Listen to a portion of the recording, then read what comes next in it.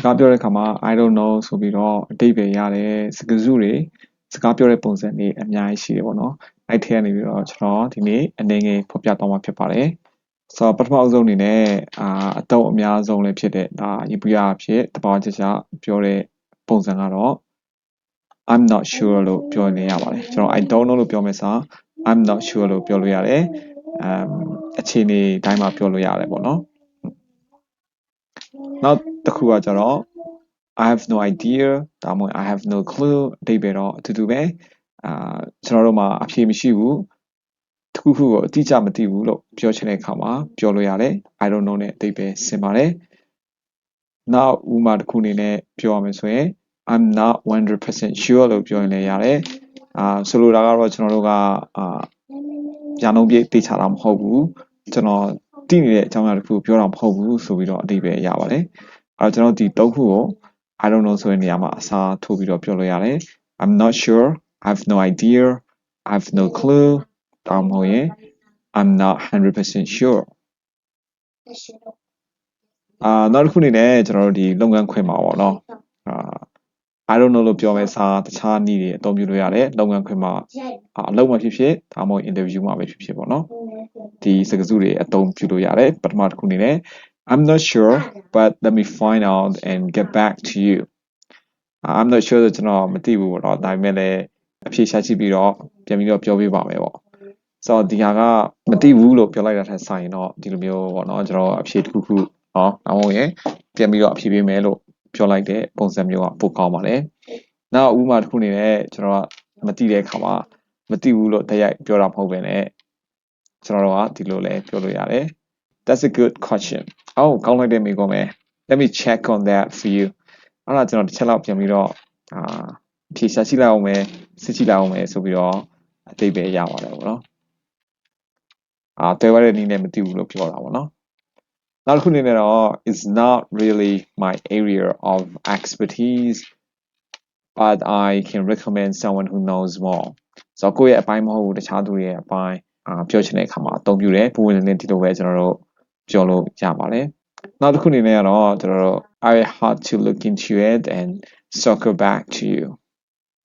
ဒီလိုပြောနေရတယ်ပေါ့နော်ကျွန်တော်တစ်ချက်ပြန်ကြည့်ဖို့လုပ်မယ်ပြီးရင်ပြန်ပြောပြပါမယ်လို့အသိပဲရပါတယ်ပေါ့နော်ဘာလို့လဲဆိုတော့သုံးခွင့်ခွင့်မှာကျွန်တော်တို့ကပုံဝင်လည်းမသိဘူးလို့ပြောတဲ့ဆိုင်တော့ကျွန်တော်တစ်ခုခုလုပ်ပြရစီအောင်ခုလုပ်ပြီးပြန်ပြီးတော့အကြောင်းပြပေးမယ်လို့ပြောတာပို့ပြီးတော့ကောင်းတယ်ပေါ့နော်ဆိုတော့ဒီဥပမာ၄ခုကိုကျွန်တော်အသုံးပြုလို့ရတယ် I'm not sure but let me find out and get back to you That's a good question let me check on that for you It's not really my area of expertise but I can recommend someone who knows more I have to look into it and circle back to youနောက်ဆုံးတစ်ခုအနေနဲ့တော့ကျွန်တော်တို့ဒါပေါ်ပါလွတ်လပ်တငယ်ချင်းတွေနဲ့မိသားစုဝင်တွေနဲ့ကိုအရန်ရင်းနေတဲ့သူတွေနဲ့ပြောတဲ့အခါမှာသုံးလို့ရတဲ့ဟာတချို့ကိုဖော်ပြသွားမှာဖြစ်ပါတယ်ဆိုတော့ဒီပုံစံမျိုးပေါ့နော် I don't know လို့ပြောမယ်စာတောင်းတော့ဆိုပြီးတော့ပေါ်ပါနဲ့မြင်မြင်ဆန်ဆန်ပြောလို့ရတယ်အရန်လည်းအသုံးများပါတယ်နေ့စဉ်စကားပြောမှာပေါ့နောက်တစ်ခုကျတော့ကျွန်တော်တို့က beats me ဒါမှမဟုတ် it beats me လို့သုံးလို့ရတယ် beats me ကတော့အတူကောက်ပေါ့သုံးတော့ကတော့ I don't know ရဲ့အတူကောက် beats me က it beats me ရဲ့အတူကောက်အတိတ်ကတော့ကျွန်တော်တို့ကရှုပ်ထွေးတဲ့အခါမျိုးဘာမှမသိတော့တဲ့အခါမျိုးအဲ့လိုအခြေအနေမျိုးကိုဖော်ပြချင်တဲ့အခါမှာအသုံးပြုတဲ့ it beats me ပေါ့ဒါမှမဟုတ် beats me ဆိုပြီးတော့အသုံးပြုလို့ရတယ်အတိတ်ကတော့ငါမသိဘူးလို့အတိတ်ရပါတယ်နောက်တစ်ခုကျတော့ your guess is as good as mine လို့ပြောရင်လည်းရတယ်ဆိုလိုတာကတော့နင်ရဲ့ခံမှန်းချက်ကငါခံမှန်းတယ်လို့ပဲနင်လည်းမသိဘူးငါလည်းမသိဘူးငါလည်းနင်နဲ့ငါနဲ့အတူတူပဲလို့ပြောချင်တဲ့အခါမှာအသုံးပြုတယ်အတိတ်ကတော့ I don't know ပေါ့နော်နောက်တစ်ခုအနေနဲ့တော့ဒါကတော့သူတို့ဖြစ်အင်္ဂလိပ်လူမျိုးတွေကအသုံးပြုတယ်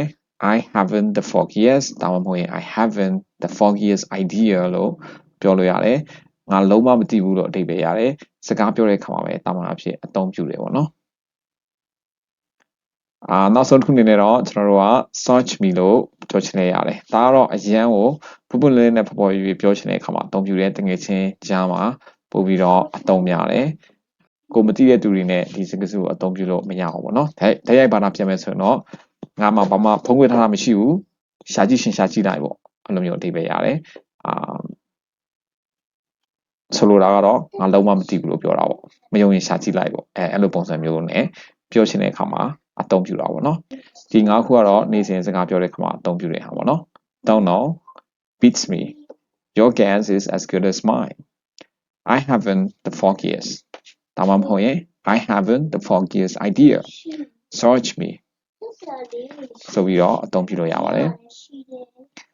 နောက်ဆုံးတစ်ခုအနေနဲ့ကျွန်တော်တို့ဒီအတန်ထွက်နဲ့ပတ်သက်ပြီးအနေငယ်ပြောပြချင်ပါတယ် I don't know ကိုတာမန်အဖြစ်စကားပြောတဲ့အခါမှာသူတို့ကထီတောင်းမဝင်ဒီအတန်ပေါ့နော်ဒီမှာဆိုရင် don't ဆိုတဲ့နေရာမှာထီတန်ကိုသူတို့ကခြံခဲ့မယ်ပြီးတော့ဒီတန်ကိုလည်းခြံခဲ့လို့ရတယ်ပေါ့နော် don't လို့မပြောတော့ဘဲနဲ့သူတို့က I don't know I don't know ဒါမှမဟုတ်ရင်ထီတန်ခြံခဲ့လို့ရတယ် I don't know ဆိုပြီးတော့အသုံးပြုလို့ရတယ်ပေါ့နော်နောက်ဆုံးတစ်ချက်အနေနဲ့ကတော့ခါကြရင်သူတို့ကစကားလုံးပြောတော့ပဲနဲ့အတန်အနေမြင့်နေပဲ Hamming sound နဲ့ပဲသူကပြောတယ်ပေါ့နော်ပခုံးကိုတွန့်ပြီးတော့ပေါ့